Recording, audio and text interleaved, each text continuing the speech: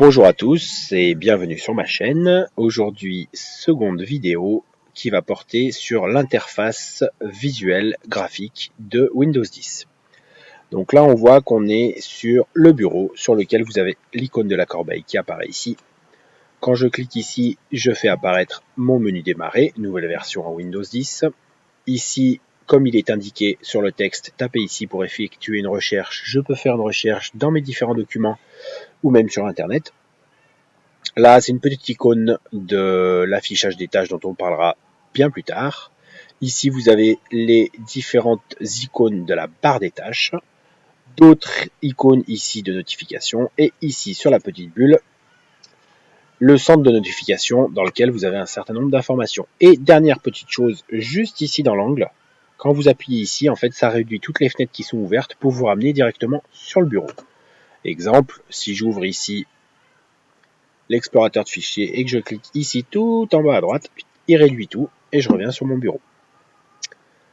Maintenant, j'aimerais rajouter des icônes qui pour moi sont indispensables sur le bureau.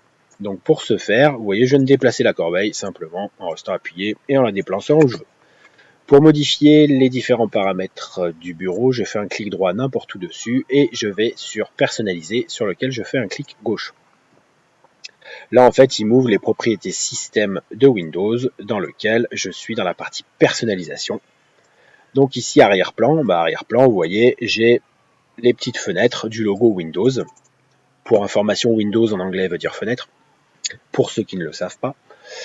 Je peux choisir ici en arrière-plan une autre image. Vous voyez, je prends le plongeur. Si je bouge ma petite fenêtre, je suis directement sur le plongeur.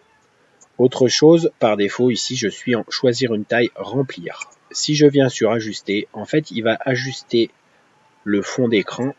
Il va ajuster du moins l'image au fond d'écran. Vous voyez qu'ici, il y a une partie noire qui n'apparaissait pas tout à l'heure. Il est très important de rester en ajusté quand vous choisissez une photo personnelle, une photo de famille par exemple, parce que là, j'ai une grande résolution écran. Et si vous choisissez une photo et que vous la mettez en remplir, des fois l'affichage de votre photo va être très très médiocre parce qu'en fait il va remplir la photo, il va remplir tout l'espace de votre écran avec cette photo là, et des fois quand la photo a un plus petit format, du coup ça va rendre un peu vilain l'affichage de votre photo qui au départ pouvait être très joli. Donc pensez à faire ajuster au cas où si vous voyez que votre image en fond est complètement vilaine. Également la couleur d'arrière-plan, donc vous voyez que là, les deux petites bandes sur le côté sont en noir. Si je choisis le rouge ici, les bandes elles sont en rouge, simplement.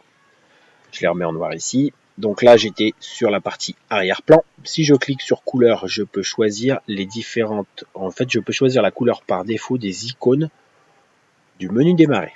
Si je viens ici, vous voyez calendrier, courrier, toutes ces petites icônes. Ici en fond, c'est en bleu.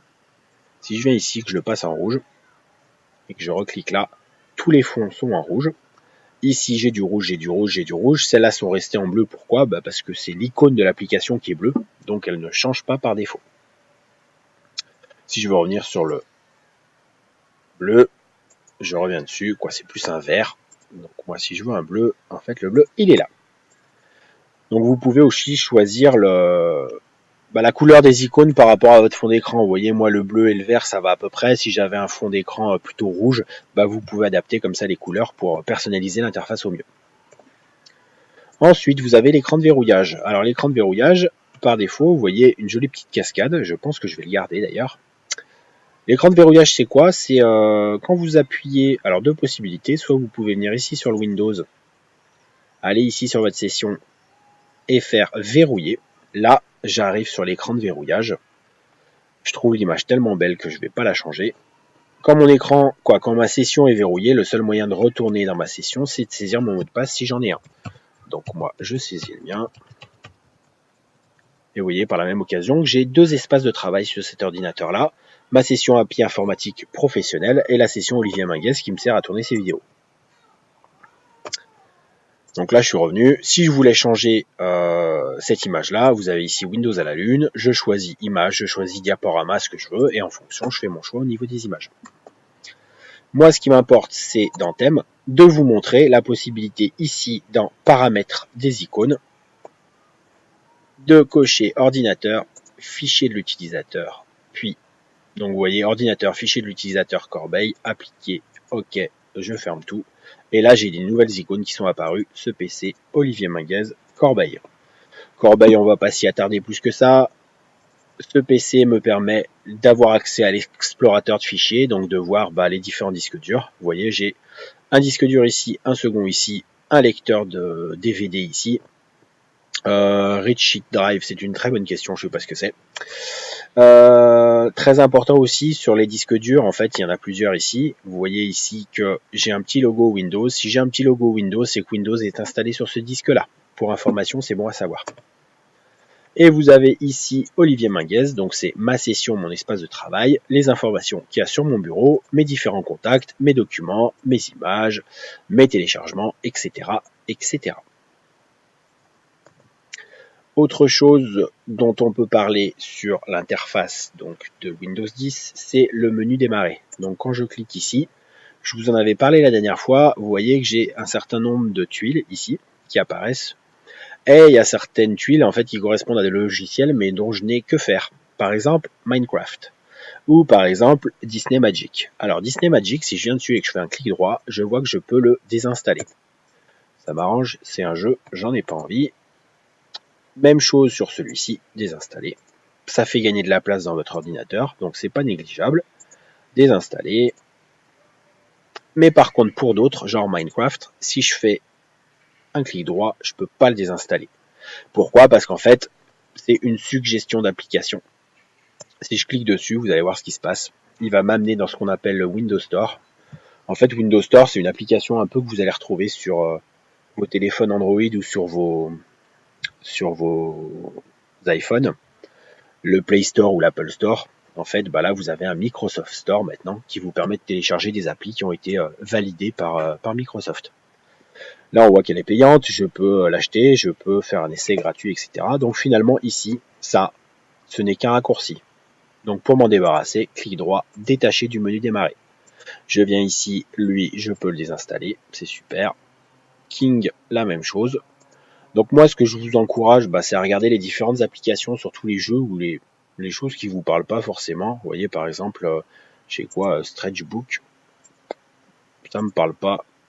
L'actualité, l'actualité, moi, j'ai pas envie de l'avoir par là. J'ai mes propres sources d'actualité. La météo. Alors la météo, ça peut être intéressant, je peux la garder. Ici, vous avez Microsoft Store où vous avez Happy Wars. Je sais pas ce que c'est. Ça doit être un jeu, j'imagine. Pareil pour la petite voiture là. En fait, Microsoft Store, c'est l'application qui permet d'en installer d'autres. Un peu comme je vous disais tout à l'heure, le Play Store et l'Apple Store.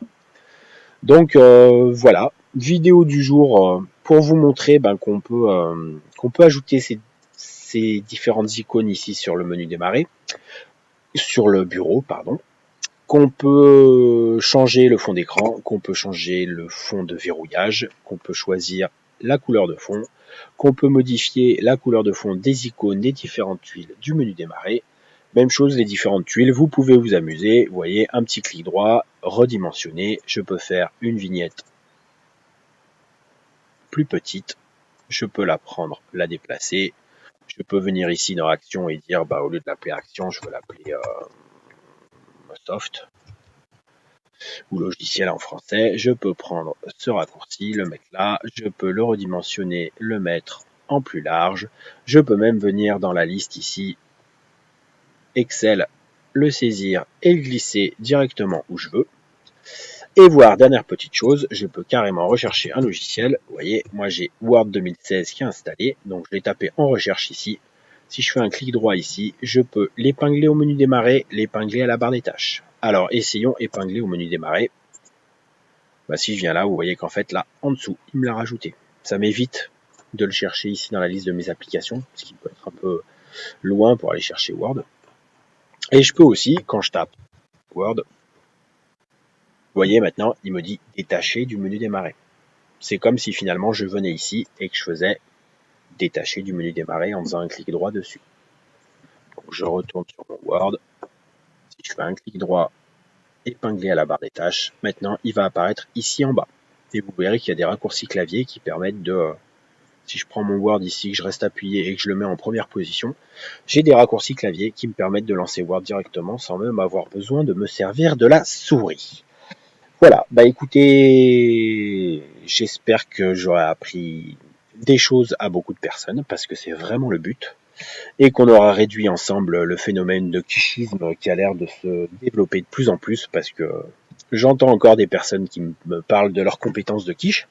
Peut-être que, peut-être que je vous appellerai mes petites quiches plus tard, j'en sais rien. En tout cas, voilà, entraînez-vous, amusez-vous, parce que l'informatique c'est aussi du fun. N'hésitez pas à mettre un commentaire, les petites questions que vous pouvez avoir, à vous entraîner avec cette vidéo-là. N'hésitez pas à la revoir également, à partager, à vous abonner, et puis à profiter aussi de la nature. Comme vous voyez le cadre extérieur, même si je travaille dans l'informatique, eh ben, j'ai plaisir à travailler en extérieur. Bonne fin de journée à vous, et à demain pour une nouvelle vidéo.